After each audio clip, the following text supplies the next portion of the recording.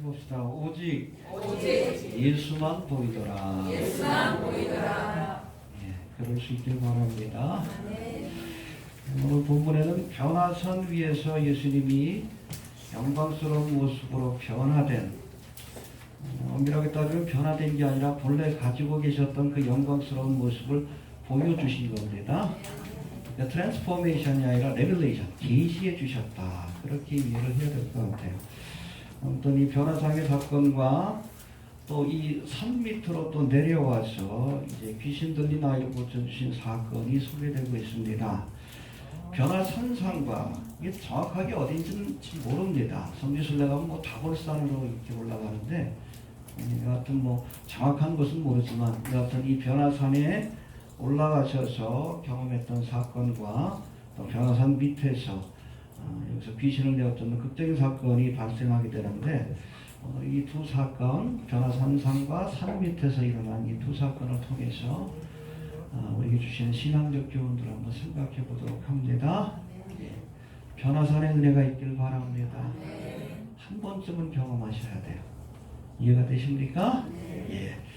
27절부터 36절까지 변화산의 영적 체험이 소개되고 있는데, 먼저 이곳에 예수님께서는 모든 사람들을 데려간 것이 아니라 12제자, 그 가운데서도 베드로와 야고보와 요한 세 사람을 특별히 데리고 올라가셨습니다. 할렐루야. 27절, 28절 한번 봅시다.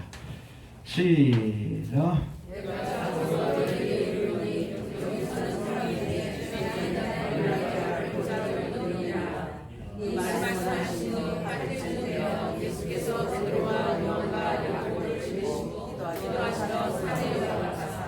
예, 배경을 우리가 알아야 합니다.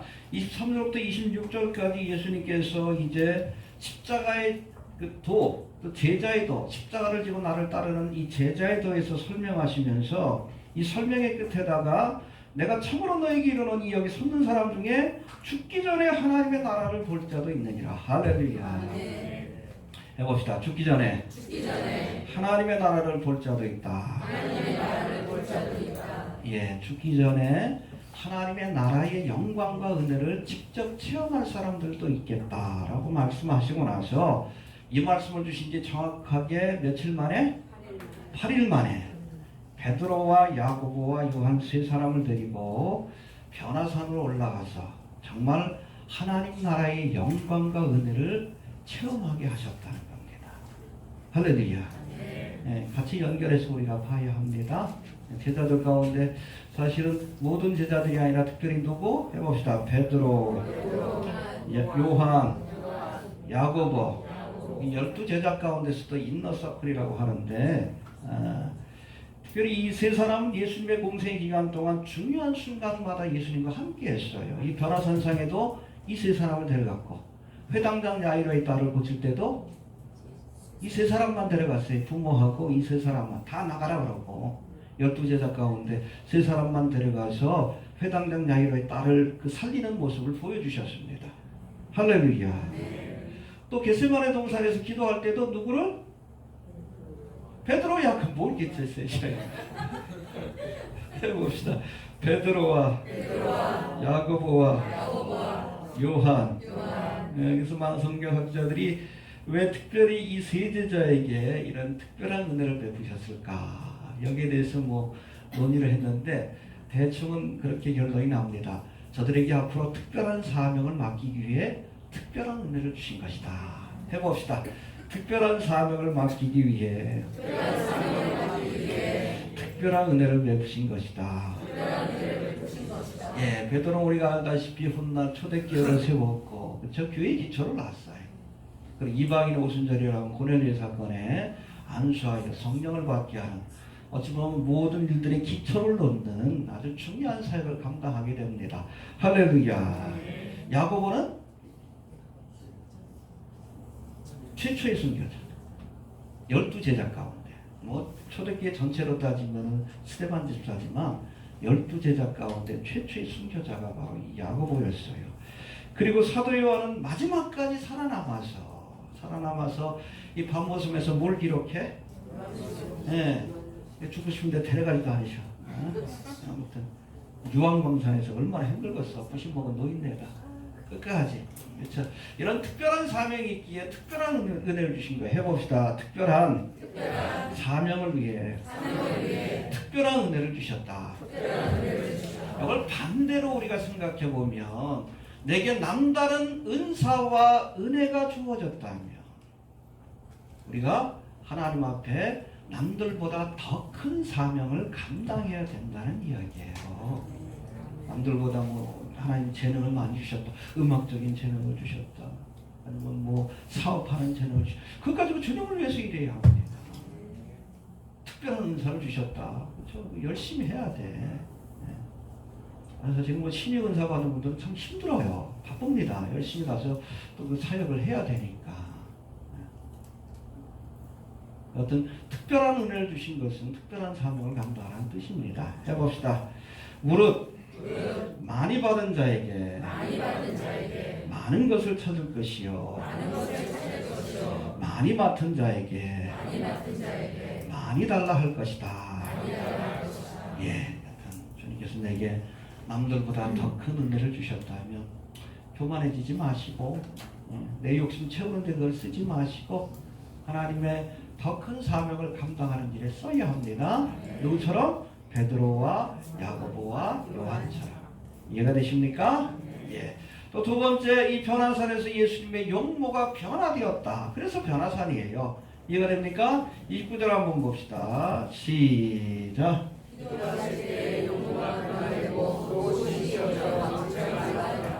예, 기도하실 때 해봅시다. 기도하실 때.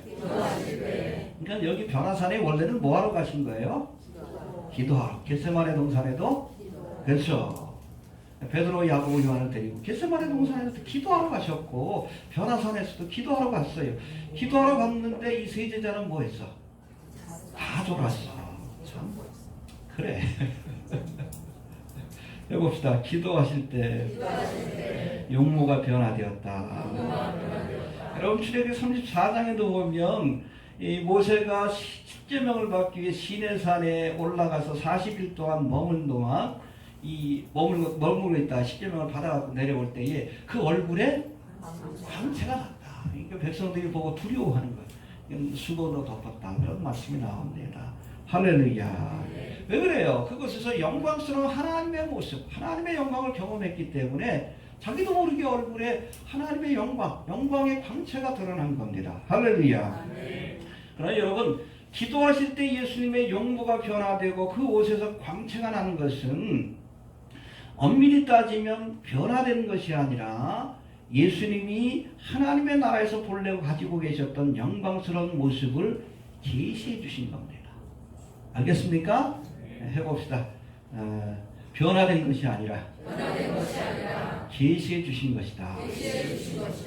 모세가 하나님의 영광을 비춰주는 거울의 역할을 했다는. 이해가 됩니까? 모세가 보여준 영광은 거울이에요. 그렇죠? 내가 하도 받다 보니까 그 주신 은혜를 이렇게 거울처럼 비춰준 겁니다. 그러나 성자 하나님 예수님은 자신이 본래부터 가지고 계셨던 그 영광스러운 모습을 제자들에게 계시해 주신 겁니다. 할렐루야. 변화된 것이 아니라 엄밀히 따지면 계시해 주신 것이다. 이해가 되십니까? 여러분 요한계시록 1장에 보면 장차 다시 오실 예수님, 재림하실 예수님에 대한 묘사하는 말씀이 나오는데 보니까 그 머리와 털의 희기가 흰 양털 같고 흰 머리를 가셨다. 그리고 그의 눈은 불꽃 같고 불꽃과 같은 눈을 가지시고 그의 발은 풀무에 단련된 빛난 주석 같고 그의 음성은 많은 물소리와 같으며 그 오른손에 7별이 있고 그 입에서 좌우에 날선검이 나오고 그 얼굴은 해가 힘있게 비추는 것 같더라. 할렐루야. 이게 본래 예수님의 모습이요. 본래 예수님. 육신의 몸을 입고 이 땅에 오시기 전에 본래 가셨던 모습이고 또 장차 재림하실 때 우리가 하나님의 나라에서 뵙게 될 예수님의 모습이 바로 이런 모습입니다. 할렐루야. 우리가 예수님을 바라볼 때에 인간의 몸으로 이 땅에 찾아오셔서 십자가를 지신 예수님의 인성이라고 합니다. 고난받는 메시아만 바라보면 안 돼요. 장차 하늘의 영광을 가지시고 엄정한 모습으로 세상을 심판하실 영광스러운 예수님의 모습도 볼 수 있어야 한다는 겁니다. 예수님의 신성이에요. 이해가 됩니까? 한 명만 보면 안 돼요. 우리를 사랑하셔서 십자가를 지신 예수님뿐 아니라 죄인들을 심판하기 위해서 엄정한 모습으로 다시 오실 우리 죄님의 주님의 모습, 영광스러운 모습, 심판의 주, 이런 예수님의 모습도 함께 볼 수 있어야 합니다. 예수님의 인성뿐 아니라 신성도, 낮아지신 모습뿐 아니라 영광 받으신 모습도 우리가 함께 볼 수 있어야 합니다. 할렐루야. 다시 오십니다. 다시 오실 때는 연약한 모습이 아니라 영광스러운 모습으로 이 땅에 오셔서 주님을 대적하는 자들을 심판하시고 이 땅에 하나님의 나라를 세우실 줄로 그렇게 믿으시길 바랍니다. 알겠습니까? 예. 또 세 번째, 아무튼 예수님이 그렇게 영광스러운 모습으로 계시하실 때에 모세와 엘리야가 나타나서 예수님과 대화를 나눴다고 했어요. 무슨 대화를 나눴는지 봅시다. 30절 31절 시작. 문득 그 사람이 예수와 함께 말하니 이는 모세와 엘리야가 영광 중에 나타나서 장차 예수께서 예루살렘에서 제사하셨던 말씀하시되. 예, 예수님이 영광스러운 모습으로 변화될 때 갑자기 두 사람이 나타났어. 그 누구예요? 모세와 엘리야. 아마 베드로가 직감적으로 알았던 것 같아요. 모세와 엘리야를.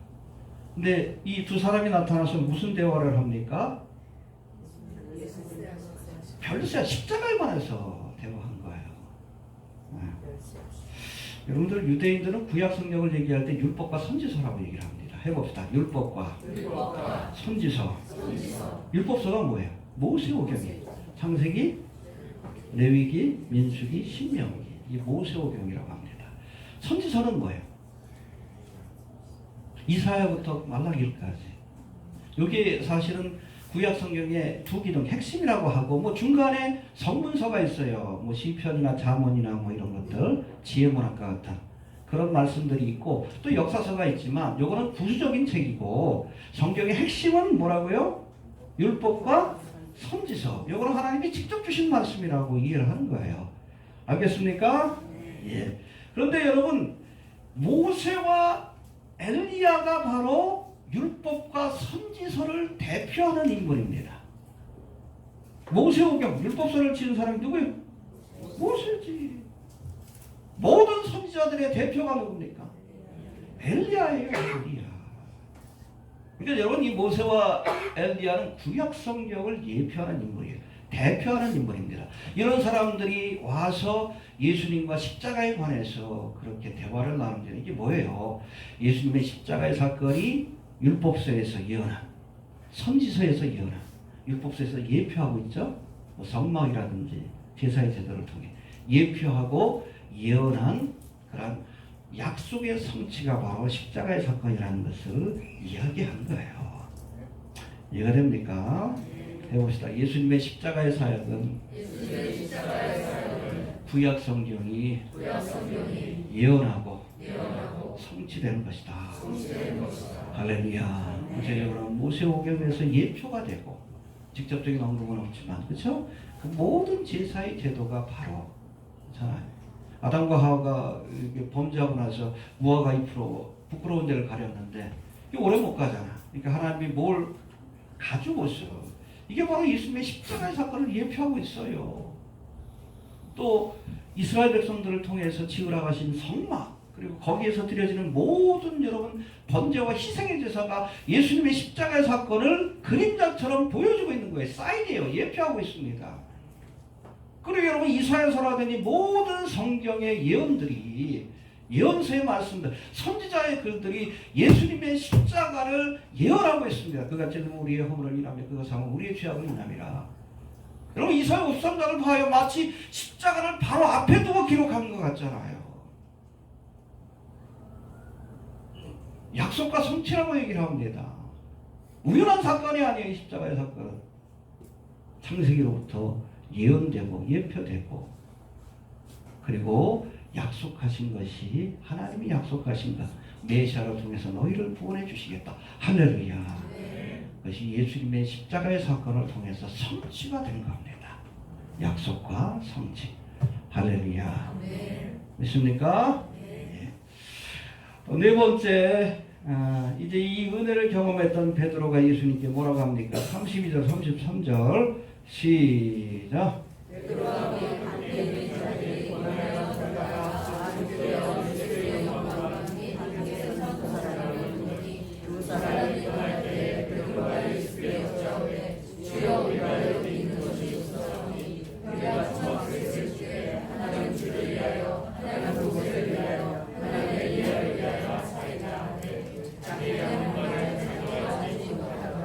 그렇죠. 기도하지, 기도하지. 졸다가 깨가지고 얼떨결에 그거 보고 너무나 그냥 그렇잖아요. 하나님 나라의 영광스러운 모습을 체험했으니 얼마나 저거 같겠어요. 이게 뭐라고 합니까? 우리가 여기 있는 것이 좋사오니 해봅시다. 여기 있는 것이 좋사오니 초막셋을 짓고 여기다 집 짓고 이곳에서 영원히 머물자 그렇게 제안을 한 거예요. 근데 흥미로운 것은 여기 보면 초막 몇을 짓는다고요? 자기는 어디 머물러? 이상한 사람들이요. 예수님, 모세, 엘리야. 지들도 머물러야 될 거 아니에요. 적어도 한 4개는 지어야 될 거 아니에요. 근데 아무튼 자기 자신을 잃어버릴 만큼 큰 은혜. 그건 모라의 은혜라고 얘기를 합니다. 나 자신을 잃어버릴 만큼 큰 은혜를 경험하게 된 거예요. 할렐루야. 우리 그리스도인들이라면 일평생에 한 번만이라도 이런 은혜를 경험해야 합니다. 하나님의 나라가 임하는. 알겠습니까? 저는 뭐 대학교 1학년 때 기도원에 갔다가 신앙적인 갈등이 많았는데 그때 뭐 은사를 받았어요. 방언의 은사를 받았는데 그 은사 받은 게 중요한 게 아니에요. 하나님께서 마음에 기쁨을 주시는데 하나님 나라는 먹고 마시는 것이 아니라 그리스도 안에서 의와 평강과 희락이라고 해서 평안과 기쁨을 주시는 감당이 안 되더라고요. 감당이. 그러고 나서 세상에 대한 미련 욕심이 다 끊겼어요. 더 이상 뭐 그렇잖아요. 제가 뭐 인하공대를 갔는데 가서 뭐 사업도 하고 뭐 그런 생각을 갖고 있었거든요. 세상적으로 좀 성공하고. 근데 그런 욕심이 거세가 돼버려. 하나도 그게 부럽지가 않아요. 왜? 하나님 나라의 은혜를 경험하니까, 천국의 보화를 경험하니까, 세상 것이 안 보여요. 안 보여. 그래서 목사가 됐어요. 한 번도 후회하지 않습니다.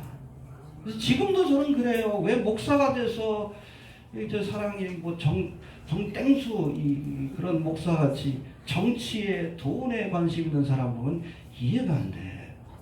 은혜 못 받은 사람들이에요. 하나님 나라에 대한 은혜를 경험하면 이 세상의 모든 부귀영화 똥과 같다, 분토만 같다 그랬잖아요. 사도 바울이 분토만도 못하다, 똥만도 못하다. 정말 그렇게 느껴져요. 그 별하산상의 은혜를 경험해야지. 그래야 비로소 참된 그리스도인이 될 수 있는 거예요. 세상에 대한 이런 욕심을 버릴 수 있는 거예요. 은혜 받지 못하고 목사가 되니까 그냥 그 직분 가지고선 돈 벌려고 하고 정치하려고 하고 세상 욕심 채우려고 그러는 거지. 그 서양 속담에 있어요. 은혜 받지 못하고 목사나 되라. 근데 한국에 그런 목사들이 너무나 많아. 그걸 저주로 얘기하는데 우리나라에서는 너무나 많아. 너무나. 은혜 받지 않고서는 감당하기 힘든 사역인데 이런 은혜를 우리가 좀 경험할 수 있게 되길 바랍니다.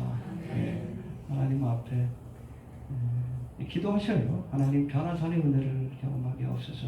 왜냐하면 하나님 나라의 의와 평강과 희락이 무엇인지를 알아야 사실은 자연스럽게 세상에 대한 장망성과 같은 세상 나라에 대한 미련을 끊을 수 있기 때문에 그렇습니다. 저도 그래요.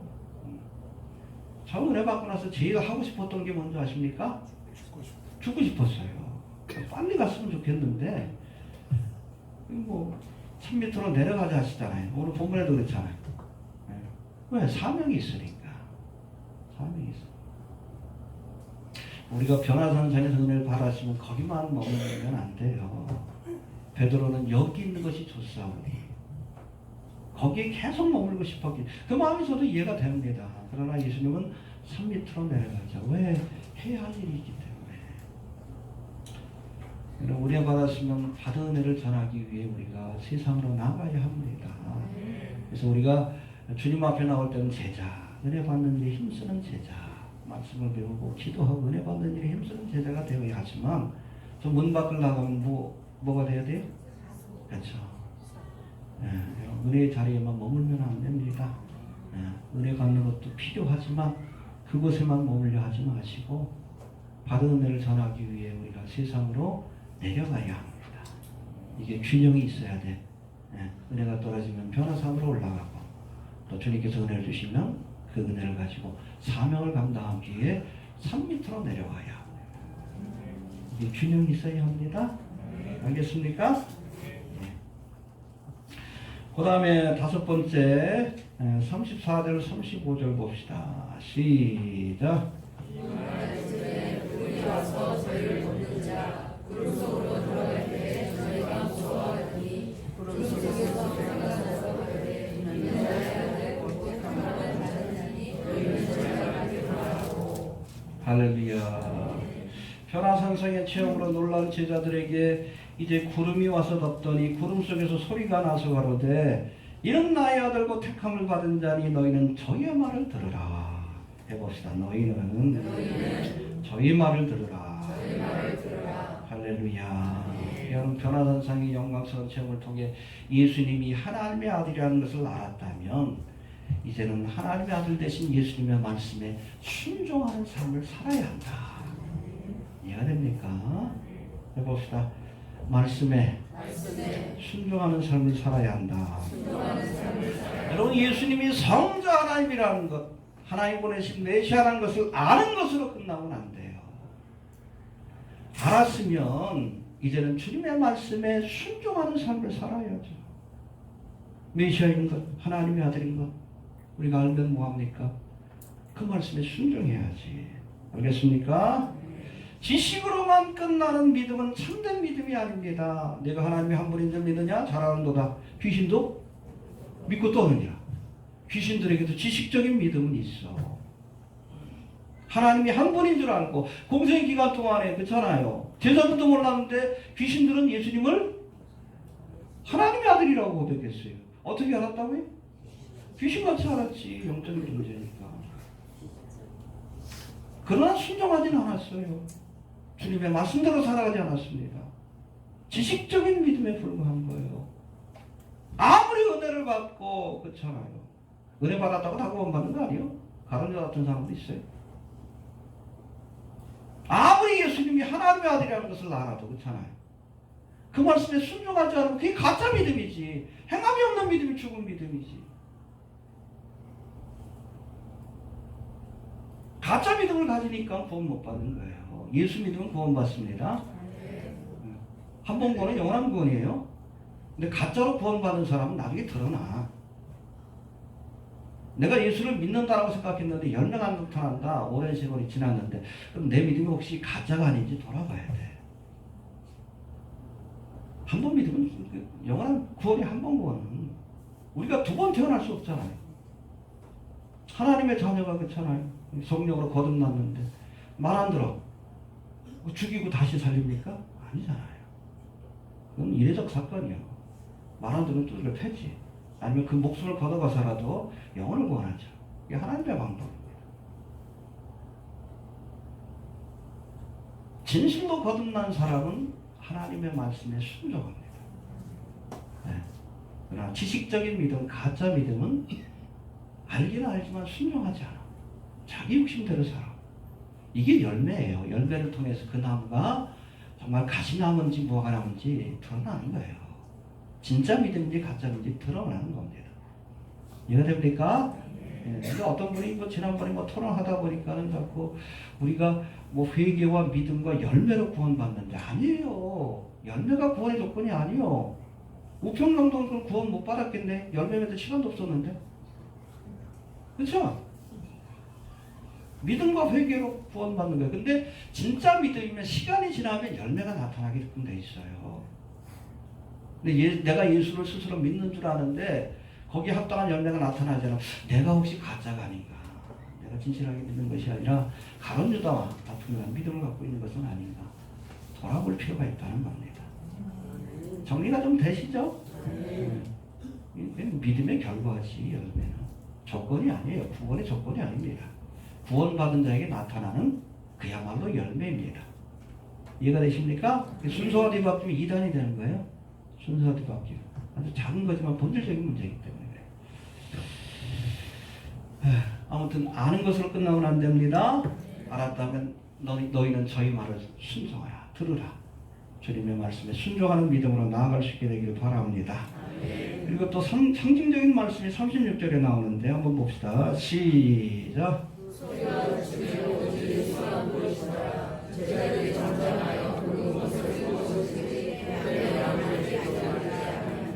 예, 소리가 그치매 영광도 사라지고 하늘로부터 들려오던 소리도 그치니 이제는 뭐만 보이더라? 예수만 보여야 합니다. 할렐루야. 여러분, 변화산상의 체험은 일종의 제자들의 믿음을 새롭게 하기 위해 예수님이 기획하신 부흥회입니다. 우리 교회에서는 부흥회를 한 번도 안 했으니까 하도 요즘 또 뭐 진실한 뭐 강사를 찾기 힘들어요. 그냥 장사꾼 같아가지고. 근데 여러분, 참된 부흥회가 끝나고 나면 하나님의 말씀만 들리고 예수만 보여야 합니다. 해봅시다. 말씀만 기억되고 예수만 보여야 한다. 그런 부흥회라면 저는 지금이라도 할 거예요. 그렇지 않으니까. 세상과 나는 간 곳 없고 구속한 주만 보이도다. 할렐루야. 네, 그래야 돼요. 근데 어떤 부흥회는 끝나고 나면 예수님이 생각나는 것이 아니라 강사만 생각나. 저도 한번 부흥회 한번 갔었는데 그 양반 이름이 기억이 안 나는데 신옷에다가 빼꾸소리 지나더라. 그것만 기억나. 얼마나 멋을 내고 왔던지. 트로트 가수도 아니고. 또 부흥회가 끝났는데 할 때는 막 깔깔대고 좋았는데 말씀이 기억나는 게 하나도 없어. 강사가 했던 농담만 기억나. 여러분, 이건 부흥회가 아니에요. 그냥 눈을 즐겁게 하고 귀를 즐겁게 하고 쇼지, 엔터테인먼트지. 이건 부흥회가 아니에요. 진정한 변화산상의 부흥회 같은 참된 부흥회는 예수만 보여야 합니다. 끝나고 나면, 예배가 끝나고 나면 주님의 말씀만이 기억나고 예수님만이 보여야지. 다른 게 보인다 그러면 문제가 있는 거예요. 예배 자체가 문제가 있는 겁니다. 해봅시다. 예수만 보이더라. 예수만 보이더라. 정말로 은혜 받은 사람은 예수만 보입니다. 정말 그렇습니까? 사람과 세상이 안 보여요. 예수만 보입니다. 근데 은혜 받았다 하면서도 아직도 예수가 아닌 사람을 바라보고 하나님의 나라가 아닌 세상 나라를 바라본다면 그 믿음은 가짜예요. 이 교회에서 여러분, 하나님의 나라를 전하는 것이 아니라 왜 뭐 좌파니 우파니 세상 나라만 가르치고 말씀을 가르치는 것이 아니라 뭐 이데올로기 가짜지, 가짜. 예수만 전해야 돼요. 여러분, 세례 요한이 뭐라고 했어요? 그분은 흥해야 되겠고 나는 쇠해야 돼. 그렇죠? 주님의 오실 길을 예배하는 사명을 마치고 나서 이제 예수님은 드러나야 하고 자기는 감춰져야 합니다. 그게 사역자가 해야 할 일이에요. 예수님만 높이고 자기는 사라져야 돼요. 근데 요즘 목사들 안 그래요. 자신은 높이고 예수님이 없어. 목사를 우상화시켜요. 예수만 보여야 합니다. 믿음의 주여 온전케 하시느니 예수를 바라봅시다. 이 목회자는 여러분들이 예수님을 바라볼 수 있도록 이렇게 인도하고 도와주는 역할이에요. 아무것도 아닙니다. 사람 바라보지 마시고 예수만 바라보시고 세상 나라, 이런 정치 너무 그렇게 크게 관심 갖지 마셔요. 전쟁만 안 나오면 됩니다. 너무 세상 나라에 관심 갖지 마시고 하나님 나라에 좀 소망을 두시길 바랍니다. 알겠습니까? 저도 요즘 뭐 신구약 성경 뭐 영어로 된 그 자료들이 좀 좋은 게 있어서 계속 다시 봐. 은혜가 돼요. 그렇잖아요. 쓸데없는 거 보지 마시고 주님 오실 날 가까운 것 같아요. 이번 총선이 아주 묘하게 됐어요. 네타냐후가 이끈 리쿠르당인가요? 30석이고 그 다음에 간츠가 이끈 청백당인가? 그러니까 32석인가? 31석, 33석인가? 두 석 차이로 간츠가 이끄는 당이 있어요. 근데 이스라엘의 그 법이 그래요. 이렇게 여러 당들이 와가지고선 그 국회의원들을 이렇게 뽑고 나면 그 다음에 서로 연립 정부를 만듭니다. 정당들끼리 합해가지고 그게 반 이상이 돼야 그래야 거기 대표가 그 연립 정부의 대표가 총리가 되는 거예요. 근데 지금은 아주 미묘해요. 간츠하고 네타냐후가 합하면 되는데 이거 둘은 절대로 합하려고 하지 않습니다. 그래서 총선을 다시 한번 한다는 얘기도 있고 좀 복잡해졌는데 하여튼 이런 와중에 네타냐후가 전쟁이라는 카드를 또 쓸 수도 있는 거예요. 자기 정권을 유지하기 위해서. 여러분 네타냐후가 이번에서 내려오죠. 그러면 검찰의 조사를 받아야 합니다. 비리 문제가 있는데 지금까지 총리이기 때문에 사면권이 있었어요. 근데 내려오면 감옥 가야 돼요. 부인도 마찬가지. 이게 다급한 상황인데 어떻게 튀는지 좀 봅시다. 그래서 아마 어떻게 보면 정적으로 타개하기 위해서 이란의 핵시설을 공습할 수도 있습니다. 분위기도 좋잖아요. 네타냐후가 자신의 정치적인 위기를 탈출하기 위해서 국가모에서 이렇게 이어질 수도 있어요. 이어 있읍시다. 불똥이 어떻게 튈지 몰라. 트럼프도 지금 보고 있는 거예요. 평화협정 뭐 내용 발표한다 그랬는데 평화협정을 발표하면 그것을 이렇게 이행해야 될 대상 이스라엘 정부가 아직 구성이 안 돼 있잖아요. 대표가. 그러니까 못하고 있는 거예요. 어찌됐든 상황이 어떻게 불꽃이 튈지 지켜봅시다. 주님 오실 날이 가깝습니다. 우리가 여러분 우리나라의 정치 상황 좀 어렵고 힘들지만 그것보다는 중동 상황이 너무 급박하게 돌아가요. 기도 많이 해주시길 바랍니다. 이따 뭐 광고 시간에 말씀드리려고 했는데 지난 21일 예루살렘 포스트에 푸틴이 쓴 글이 있어요. 글을 올렸는데 그 얘기를 합니다. 이스라엘은 러시아어를 쓰는 나라다. 그렇게 얘기했어요. 그렇게 얘기한 근거가 있습니다. 이스라엘의 인구가 850만이에요. 그 중에 150만 명이 아랍계입니다. 아랍어를 씁니다. 그리고 600만 명이 이스라엘 사람들, 디아스포라 돌아온 유대인이죠. 그 가운데 가장 많은 사람들이 누군가 하면 러시아권에서 돌아온 사람들이 제일 많아요. 그들이 200만 명이에요. 3분의 1이에요. 러시아어를 쓰는 국가라는 표현이 틀리질 않습니다. 근데 러시아어를 쓰는 사람들은 영어도 못하고 히브리어도 못한대요. 우리 조상민 선교사님 얘기를. 그래서 지금 번역 작업하고 있어요. 제가 어제는 서문을 보내드렸는데. 흥미로워요. 우리 요한계시록 이곳에 가면 여러분 유대인 가운데 3분의 1에게 이게 요한계시록 말씀이 전파가 됩니다. 우리 좀 그 일을 하면서 우리 선교사님이 좀 굉장히 감동을 받으시고 좀 이 얘기를 하셔요. 갱년기라서 그렇지. 그래. 근데 돌아보면 얼마나 우리가 귀한 일을 하고 있는지를 우리가 알아야 돼요. 요한계시록은 사실은 우리에게 필요한 책이 아니에요. 우리 3장까지만 보면 돼요. 누구에게? 유대인들에게. 근데 여러분 그 푸틴이 왜 이스라엘 땅에 러시아를 사용하는 사람들 200만 명이 있다. 그거 왜 강조했을까? 이거 이스라엘을 치는 빌미가 될 수도 있어요.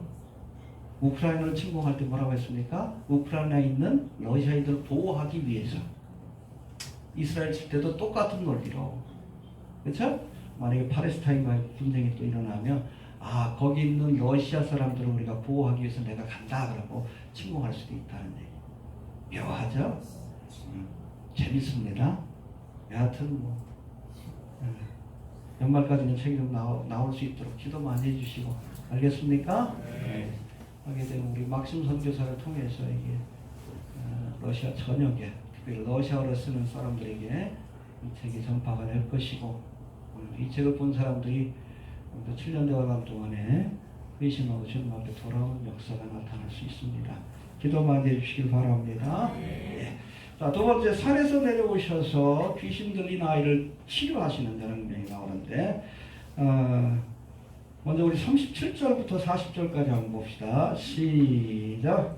산에서 내려오시니 무리가 많을세 우리 중에 한 사람이 소리질러 가되 선생님 청년의 아들을 돌아보소서 이는 내 아들이니라. 귀신이 저들과 함께 부르짖고 병들에서 복음을 들리게 하며 신이 사하야고야 더욱 나가나이다. 당신의 제자들에게 내어 쫓아주기를 구하였으나 저희가 해봅시다. 능히 못하더이다. 네, 안타까운 말이죠. 그렇죠? 이제 예수님이 귀신을 내어 쫓으신다는 소문을 들은 아비가 귀신 들린 아이를 데리고 나왔지만 마침 이때 예수님은 어디에 가셨어요? 기도하시기 위해서 변화산상에 올라가시고 제자들만 남아 있었습니다. 그것에 남아있던 이 제자들에게 다급한 마음에 도움을 요청했지만 저들은 능히 이 일을 하지 못했다라고 그렇게 말하고 있습니다. 해봅시다. 능히 이 일을 하지 못했다. 그래서 마침 변화선상에서 내려오신 예수님께 이 아비가 뭐라고 합니까? 당신의 제자들에게 내어 쫓아주기를 구하였으나 저희가 능히 못하더이다. 원망 섞인 말을 한 거예요. 또 하나님의 나라는 말에 있지 않고 능력이 있다라고 말씀합니다. 해봅시다. 하나님의 나라는 말에 있지 않고 오직 능력에 있습니다. 하나님의 나라를 전하는 제자라면 말이 아니라 나타나는 능력으로 하나님의 나라를 보여줄 수 있어야 한다는 이야기예요. 말만 전하면 안 된다는 거예요. 능력을 보여주어야 한다는 겁니다. 귀신을 내어쫓고 병든 자를 일으키고 복음이 전파될 때에 죄인들이 꼬꾸라져 회개하는 역사가 나타나야 한다는 거예요. 그런데 산 밑에 남아있던 제자들은 이런 능력을 보여주지 못했다는 겁니다. 그래서 귀신 들린 아이를 데려온 아비로부터 저희가 능히 못하다이다. 얼마나 부끄러운 말입니까? 해봅시다. 저희가 능히 못하다이다. 맛을 잃은 소금처럼 얼마나 부끄러워. 능력을 잃어버린 제자들. 그렇다면 제자들이 왜 이렇게 아무 능력도 보여주지 못하는 무기력한 사역자가 된 것일까?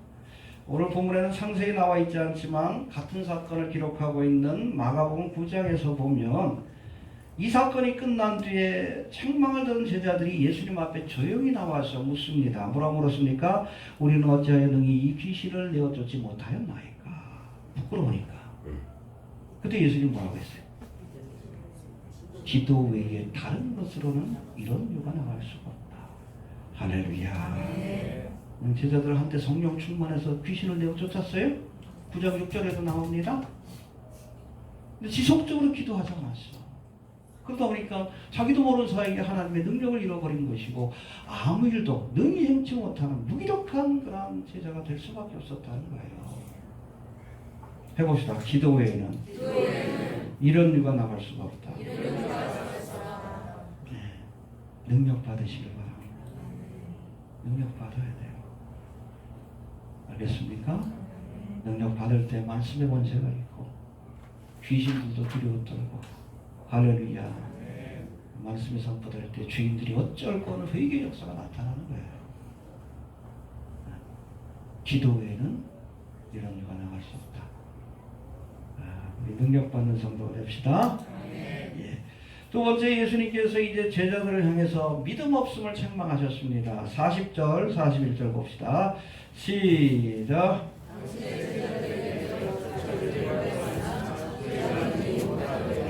예수께서 대답하여 가라사대 이는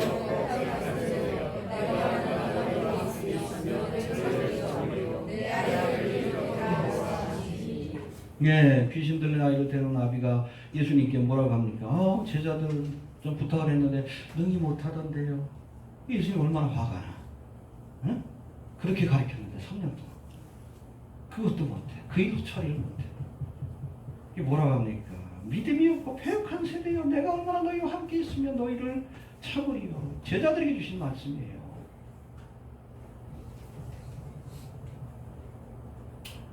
이 말씀은 제자들의 믿음 없음을 책망하신 것인데 사실 마가복음 9장에 보면 제자들뿐 아니라 제자들에게 실망한 나머지 예수님 앞에 믿음을 보이지 못했던 그 아버지도 책망을 받았어요. 해봅시다. 제자뿐 아니라 아비도 책망을 받았다. 그래서 제자로부터 큰 실망을 한 이 아비가 예수님께 뭐라고 합니까? 아무것도 하지 못하더이다. 능히 하지 못하더이다.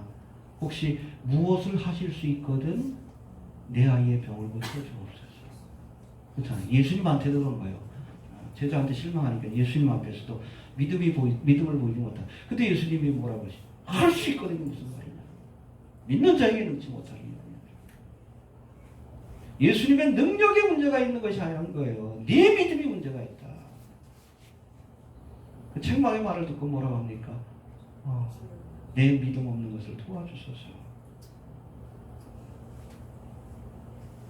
여러분 인자가 올 때에 믿음을 볼 수 있겠냐라고 주님께서 말씀합니다. 지금이 바로 믿음이 없는 패역한 세대. 해봅시다. 믿음이 없는 패역한 세대다. 그 가운데서 우리가 하나님 앞에 믿음을 보이는 자들이 되어야 합니다. 그렇죠? 예수님 그 당시에도 믿음이 없는 패역한 세대지만 그러나 적은 숫자지만 믿음을 보인 사람들이 있었어요. 백부장과 같은 사람. 수로보니게인 것 같이. 응? 개들도 주인의 상에서 떨어지는 풀스러기를 먹는 아이다. 그런 믿음을 보실 때 얼마나 기뻐하십니까? 여자야 내 믿음이 크도다. 이스라엘 가운데서도 이만한 믿음을 본 적이 없다. 여러분 예수님은 믿음을 가진 사람을 보실 때 기뻐하십니다. 믿음이 없이는 기쁘시지 못하나요? 그러나 마땅히 믿음을 가져야 될 사람들 그렇잖아요. 그런 사람들이 믿음을 보이지 못할 때는 책망하십니다. 믿음이 없는 패역한 세대라. 믿음을 보일 수 있게 되길 바랍니다. 주님 오실 날이 가까워요. 초림과 재림의 때는 비슷하지만 우리는 믿음 없어서 책망받는 자가 아니라 살아있는 믿음을 통해 주님 앞에 이렇게 칭찬받는 성도가 좀 될 수 있기를 바랍니다. 예. 마지막으로 예수님이 이제 귀신을 꾸짖어 쫓아내시는데 그 장면 한번 봅시다. 42절, 43절 시작.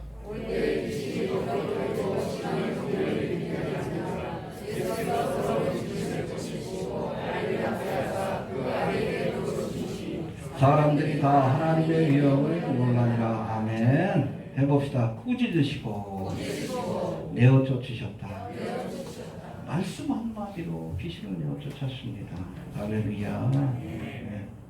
사실은 제자들도 아까도 말씀드렸지만은 이 일이 있기 전에 우리 9장 1절부터 6절까지 보면 12제자를 둘둘씩 파송해가지고 마을로 보냈을 때에 예수님께서 권세를 주셨어요. 병든 자를 일으키고 귀신을 내어 쫓는.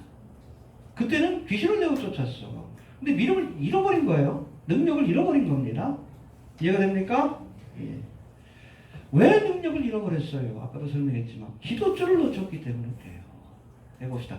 기도줄을 놓쳤기 때문이다. 지속적으로 기도해야 우리가 지속적으로 하나님의 능력이 머물 수 있는 겁니다. 기도 외에는 그렇죠. 예수님은 지속적으로 기도했어요. 바쁜 와중에도 변호사님도 왜 올라가셨어? 기도하러. 십자가를 시간에도 기도하러 겟세마네 동산 올라셨고. 공생의 기간도 얼마나 바빠. 그러나 바쁜 와중에도 한적한 곳으로 가서 기도하셨어요. 새벽 미명에 일어나서 기도하셨습니다. 그 기도가 있었기에 하나님의 권세와 능력을 나타낼 수 있었던 겁니다. 우리 주님 앞에 능력 있는 하나님의 사람이 되기 위해서는 기도줄을 놓치지 않기를 바랍니다. 저도 말씀 보면서 다시 한번 하나님 앞에 더 열심히 기도해야 되겠다. 그런 각오를 하게 됐어요. 열심히 좀 기도합시다. 해봅시다. 기도 외에는 이런 유가 나갈 수가 없는지라. 어둠의 세력들을 몰아내고 죽어가는 영혼들을 살리기 위해서 저들에게 붙들린 영혼들, 지금은 뭐 일루미나티, 사탄 숭배자들이 세상의 모든 것들을 다 장악하고 있잖아. 거기 붙들린 우리 불쌍한 영혼들을 우리가 구원하고 살리기 위해서 우리 주님 앞에 기도해서 능력 받읍시다. 알겠습니까? 예, 우리가 하나님의 은혜를 경험하기 위해서 변화산에 올라가야 합니다. 기도하기 위해서 올라가야 합니다. 하늘의 영광과 은혜를 맛보기 위해서 올라가야 합니다. 올라가시길 바랍니다. 또 그곳에서 우리가 주님의 크신 은혜를 경험했다면 거기만 머물지 말고 이제는 산 밑으로 내려와서 도움이 필요한 많은 사람들에게 주님의 은혜를 나눠주는 성도가 되어야 할 줄로 그렇게 믿습니다. 알겠습니까? 열심히 기도해서 능력 받읍시다. 살아있는 믿음으로 주님 앞에 칭찬받는 성도가 되시길 바랍니다. 주신 말씀 붙들고 기도합니다. 하나님 은혜를 감사합니다. 하나님의 나라는 말이지 않고 능력이 있다고 말씀하신 주여.